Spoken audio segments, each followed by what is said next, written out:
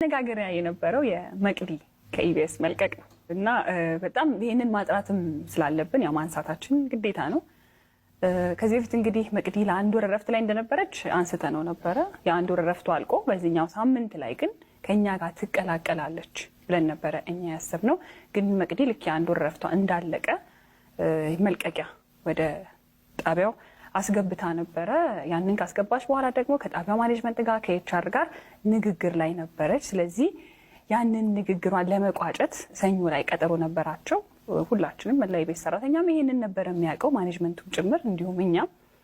ሰኞ ላይ ግን ሁላችንም ማህበራዊ ድረገጽ ላይ ይሄንን ነገር አየ ነው። ደንግጠናል። እኔ በግዴ ደንግጬ ነበር እውነት ለመናገር። በኋላ ላይ ግን ያው ብዙ ቦታዎች ላይ ይሄን ነገር በተደጋጋሚ አየ ነው፣ እውነት እንደሆነም ተረዳን። ስለዚህ ያለው ነገር ይሄ ነው። ሰው ይጠይቃል ባገኘው አጋጣሚ፣ መቼም እናንተንም ሊጠይቃችሁ ይችላል።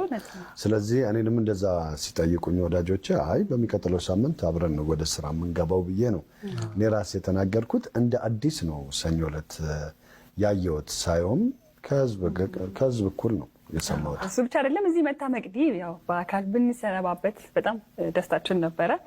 ግን ያ ባይሆንም ደግሞ ያው በዚሁ አጋጣሚ የነበረንን ጊዜ አለማመስገን ልክ አይሆንም። በጣም ጥሩ የስራ ጊዜ ነበረን። ብርቄና ለማንሳት አይቻልም። በቁም ነገር ላይ ባሉት ኢንተርቪዎች እንደዚሁም እንደተባለው በድራማውም በሊፕሲንኩም በተለያዩ ነገሮች በኢንተርቪውም ደረጃ አብረን ረጅም ጊዜ ተጉዘናል።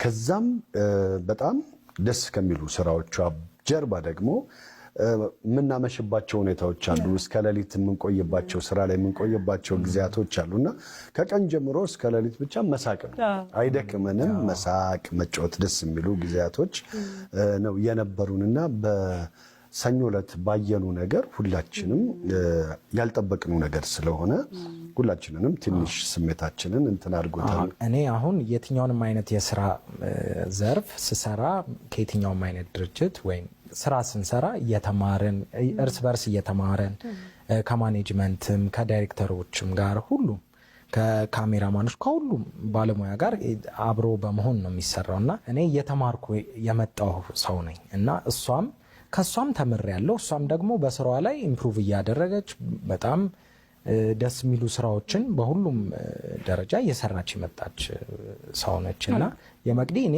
ፐርሰናሊም አድናቂዋ ነኝ። ከሷም ብዙ የተማርኩት ነገርም አለ። ለምሳሌ እኔ አሁን የትወና ስራዎቿን በጣም አድናቂ ነኝ። ራሴ ማብሬያት እየሰራው ታዝናናኝ ነበር። ሚልክ ያለችው ሚልክ ስትል አንተ በእንግሊዝኛ አስተማሪ ወርታ እኔ በጣም ሁሌ ሞክረው እንደውም ከጀርባ ከካሜራ ጀርባ ብዙ ጊዜ እናነሳዋለን እና ልክ እሷ የምትለው ሚልክ የምትልበትን ለማለት ሞክር አይመጣም ራሱ። በጣም የሚገርም ችሎታ የነበራት ባልደረባችን ናት። የእውነት ብዙ ነገሮችን ሰርታለች። ትልቅ አሻራ ነበራት በእሑድም በኢቢኤስ ላይ። እሱን አለማድነቅ ንፉግነት ነው ብዬ ነው የማስበው። እሱን እናከብራለን ሁልጊዜም። ለመቅዲዬ መልካሙን ሁሉ እንዲገጥማት እንመኛለን። በሄደችበት ሁሉ መልካሙን ሁሉ ይግጠማት። እኛ አለን። እንግዲህ ሾው ይቀጥላል።